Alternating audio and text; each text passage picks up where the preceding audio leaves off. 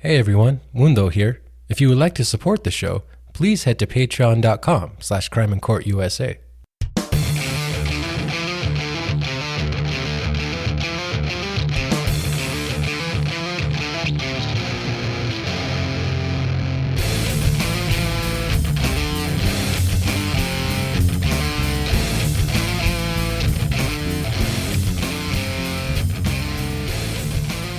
Yo, what's up everyone, and welcome to episode 43 of Crime and Court USA. I'm recording this on April 27th, 2022. I'm your host, Mundo Carrillo. I hope you guys are doing well. Me, I have nothing to complain about. I'm doing just alright. In fact, I've been going to rehab for my back for the last 2 months or so, and the therapist said that I may only need 2 more sessions before I'm good to go. So it's getting strong, man. It's getting back into gear. As some longtime listeners might know, that I throw it out quite often. So it was nice to get some therapy in, and get a professional to help me get it back into shape. So that's been nice. Also got the okay to start doing push-ups and things like that. I was really only okay to do simple lower back exercises so I don't hurt myself and get it straight and all that. So finally got the okay to start doing some other exercises, which has been nice. I'm getting a little pudgy, man. Little jiggly around the edges. Anyways, enough about that. Let's talk about some news, shall we? Start off with some wildfires that have been raging across the western United States, especially in my home state of New Mexico. So this one does hit close to home. Thousands of people have had to evacuate their homes in the state, and hundreds of homes have already burned in a fire in Ruidoso, New Mexico, earlier this month. As of Tuesday, 11 large fires have burned 219,147 acres in 6 states, according to the National Interagency Fire Center, and more than 3,700 wildland fighters and support staff have been assigned to those fires. As of Wednesday, the agency reports that 5 active fires have burned 152,465 acres in New Mexico. One in Nebraska has burned 41,448 acres, and 2 in Arizona have burned 27,362 acres. None of these fires are contained. Now, this seems to be a particularly bad year already, as the Interagency Fire Center says that since January 1st, 21,181 wildfires have burned over 1 million acres, and that this continues to be well over the 10-year average of 14,958 wildfires that burned 72,000 acres. Mexico Governor Michelle Lujan Grisham said at a recent news conference that the fires are starting well before the wildfire season and that it's going to be a tough summer. She has already called on local governments to set fireworks bans in place. She can't do that at a state level. That is done at a local level, so she urged local governments to do that. And she's right, this is before our normal fire season. In the Southwest, typically that's late spring, early summer, so May, June, that area. So having them this early in April, like I said, there was already a pretty devastating one in New Mexico earlier this month. So having them this early is not a good sign. And yeah, definitely signals an early fire season. I mean, it is we do call it fire season. It is something that pretty much happens every year. Is there's some fires burning, some of them really bad, some of them not so much. But all these acres burning with 0% containment is, it's just not a good sign. So in New Mexico, the Calf Canyon fire has merged with the Hermit's Peak fire, and it now threatens about 900 structures in Mora and San Miguel counties. And I actually live in San Miguel County. I'm a ways away from these fires, although I could see the smoke and all that. I mean, you could see the smoke from miles and miles away. But I never thought about having to evacuate, but that is definitely a real possibility where I live. I mean, I live in a very forested area, so a lot of people in northern New Mexico do, and it's a real possibility for a lot of us. And I just never had to think about it. It's pretty devastating. I didn't even know. I mean, thinking about what would you bring and all that kind of stuff. Sleeping in a high school gym or something like that. It has to be rough. All right, so moving on. On Monday, the Santa Fe County Sheriff's Office released a bunch of documents, including a taped interview with Alec Baldwin, into their investigation into the Rust movie set shooting. Sheriff Adon Mendoza said they are still waiting on ballistics tests from the FBI before making a final determination on criminal charges. So when I talked about this whole shooting last week, I said that I did mention this upcoming press conference. I don't know if it was so much a press conference as so much as it was just the sheriff just sending a bunch of stuff out via email. I'm sure it was mostly that. But I said that I don't know why he would hold something, like announce that he was going to do something Monday without giving a final determination on criminal charges. So there's really nothing new to report here. Yeah, although we did get video of the deputies interviewing Baldwin. We did get some video of the aftermath of the shooting when deputies got there. And apparently, according to some articles I read, I didn't watch the videos myself, but there was blood on the scene and stuff. So pretty chaotic video. And I did read an interesting piece from the LA Times. We'll get to the LA Times later too. But one of their opinion writers wrote that the document should not have been released, or that the videos rather really should not have been released, so that the crew who was there that day could be spared from reliving the events of that day, and so that Hutchinson's family wouldn't have to see the aftermath of the shooting themselves and have to have those kind of feelings dredged up as well. Sheriff Mendoza did say they were released due to so many public requests. I mean, little old New Mexico, we barely, make national news. So, I don't know if this guy's used to having, the LA Times and all these organizations from all over the world asking him for records and stuff. So he just released this, it seems, as a response to all those requests. And like I said, this writer said that they shouldn't have been released because of the damage it might do to the people who were there and to the families and stuff. I see where she's coming from. I do. And this is stuff I've had to wrestle with as a reporter. And I'm all about transparency. As the writer, I forgot, I should have written down her name. Whatever. Shout out. She did say that she, as a journalist herself, is all about transparency as well. And so am I, of course, above all things when it comes to government. So I think it just comes down to the media organization and what they'll release, what their standards are, taste and ethics and all that kind of stuff. So it should be on them to release just what they feel is appropriate. If they don't want to release video of people with blood on them or whatever, then they shouldn't do that. But I understand that making these public means that anyone can get a hold of them and publish them online or whatever. But yeah, so you can't really stop that. So I guess I could see where she would be coming from there. But ultimately, I do think that it's just up to the organization to think about what to publish and what not to publish. So yeah, that's what I think about that. But we'll see what happens. My gut, I've said this several times before, my gut is that no criminal charges will be filed because didn't seem like anyone did anything intentional. If anything, maybe Armor Hannigy Reed would be charged for being negligent or something like that.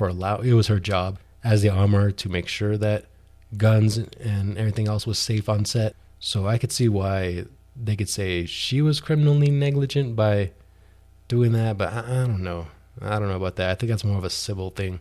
And suits have already been filed against her for being negligent. So clearly a lot of negligence. I just don't know if it was criminal. But these kind of tests do take a long time. So we'll see. We'll see what happens when they get back. I'm sure the sheriff will make another announcement. Okay, so I had to mention this story just because it was probably the biggest story of the week, even though it's not really crime related. But that's Elon Musk is going to acquire Twitter for $44 billion. And he talks a big game about free speech and stuff. At least he's been saying that on Twitter. And a lot of people like former President Donald Trump are permanently banned from Twitter for breaking its policies. So we'll see if guys who have been banned come back.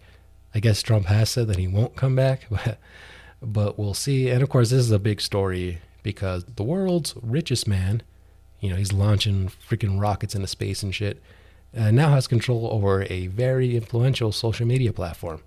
And people, I guess that's just not sitting very well with people, but only time will tell. We'll see what changes come to Twitter. And this seems to be a big deal to a lot of people, and I really don't understand why.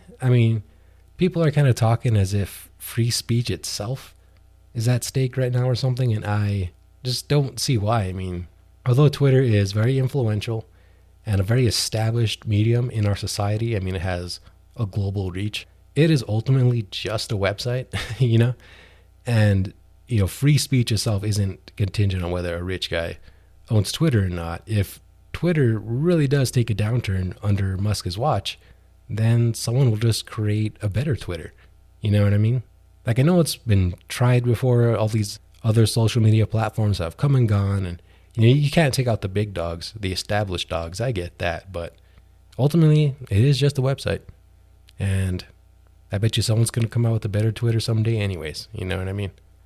And we all know, look, we all know people who are on Twitter are probably going to stay on Twitter. And we all found out that Facebook was highly influential in the 2016 general election, but people didn't really care. I mean, they cared. They acted like they cared, but they're still on Facebook. You know what I'm saying? So I think people talk a big game, but ultimately they're gonna stay put, because that speaks to the power of being an established medium. And that's why I get, like, trying to establish your own or trying to establish a new one is difficult. But look, man, free speech isn't at stake here, guys. Calm down, all right? Just calm down. All right, let's go on to another story that really irked me. So that's why it made the cut this week. But it's kind of changed in the last day or so. But anyways, the Los Angeles County Sheriff announced an investigation into an LA Times reporter over leaked video of a deputy kneeling on an inmate's head, but later backed off after he was criticized by basically everybody.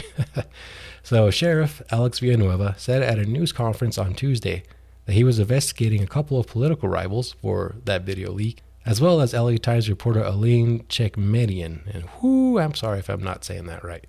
But after the announcement, and by the way, it was like a press conference where he was like at a podium, and he even blasted the reporter's face on like a screen or whatever, like a PowerPoint. So she was put on blast, man. She was totally put on blast.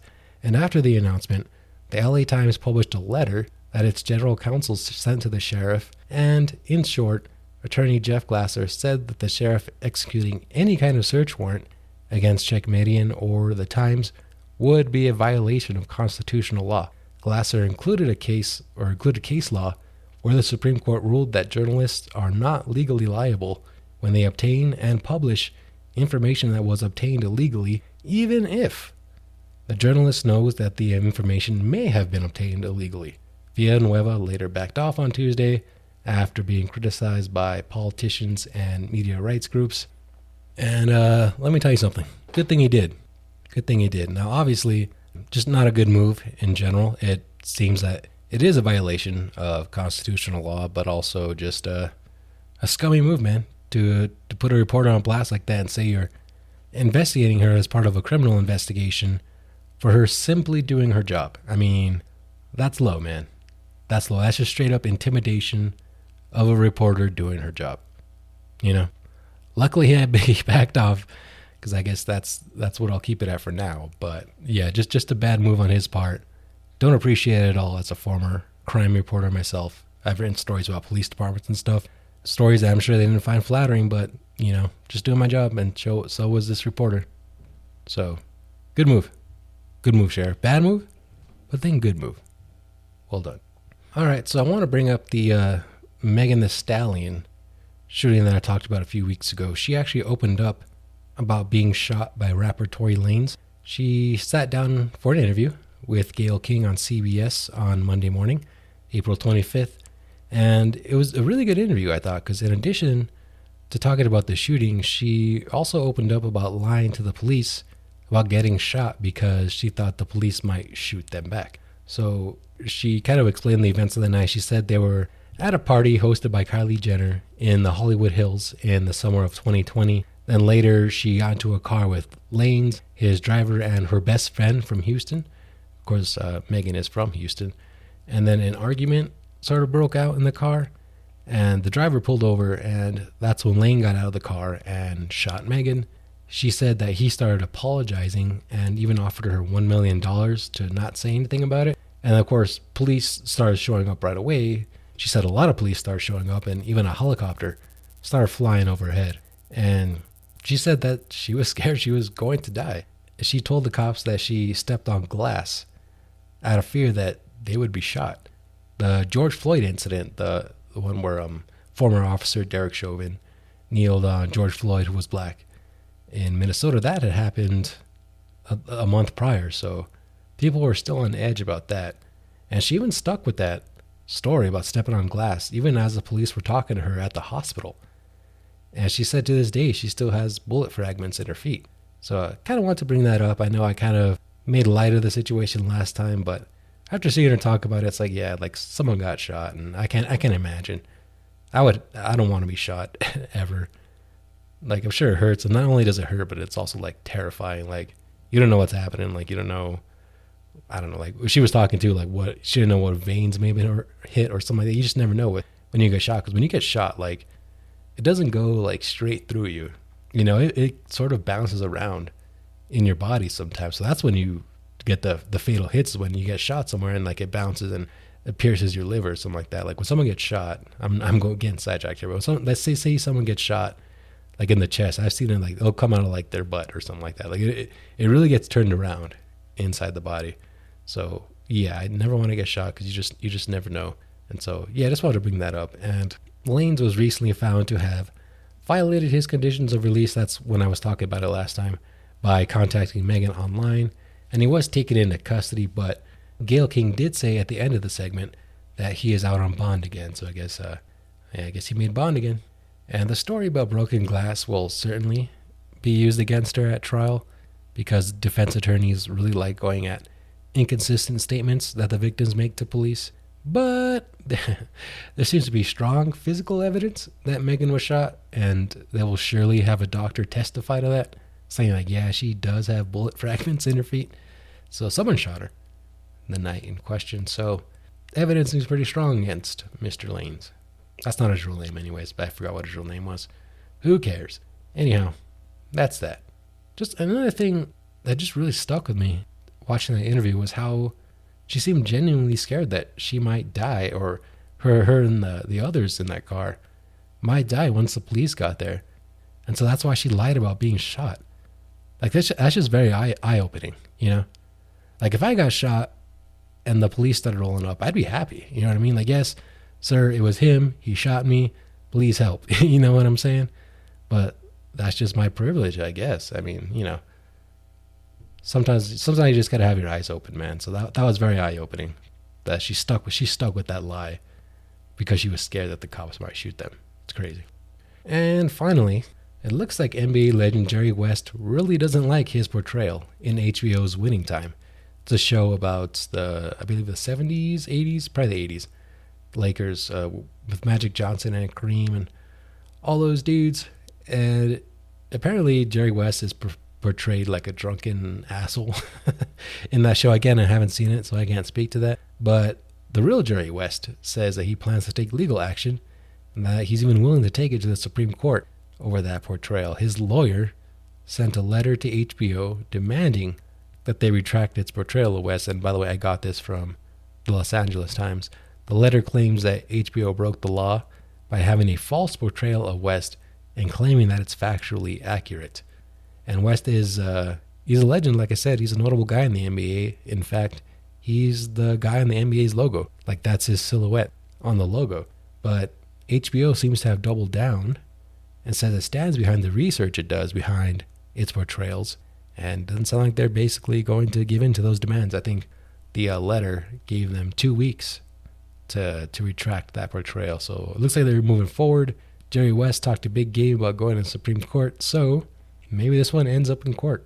I know obviously a lot of like defamation suits get filed, but I've never seen someone sue like a production company over their portrayal in something. I'm sure it's happened. It's probably happened quite a bit. I just never really heard of one. So I'm interested in this one. I want to see where this goes, whether it is illegal or not. Because HBO is kind of saying that, hey, we stand behind our research behind this character. So basically saying like, yeah, it's sort of accurate by our research. And then by West lawyers saying that that's not, your portrayal is not accurate at all. And by saying it's accurate, that's defamation. That's breaking the law. So I'm actually interested in this one. Like I said, West's been talking a big game, so we'll see if the lawsuit actually gets filed. It should. If you're saying you're willing to take it to the Supreme Court, just saying. So we'll see. We'll see how that goes. And that is about all for this week, guys. Be sure to share the podcast with your friends, share with your enemies, help me spread the word of Crime in Court USA. Also, if you could rate and review on podcast services, that'd be great. think that helps it, get to the top of the various lists. So I would really appreciate that. Check out the Patreon page, patreon.com/crimeandcourtusa. Throw me a few bucks a month if you can. But if not, I just appreciate you guys listening to the show. All right, guys. Until next time, my name is Mundo, and I'm out. Peace.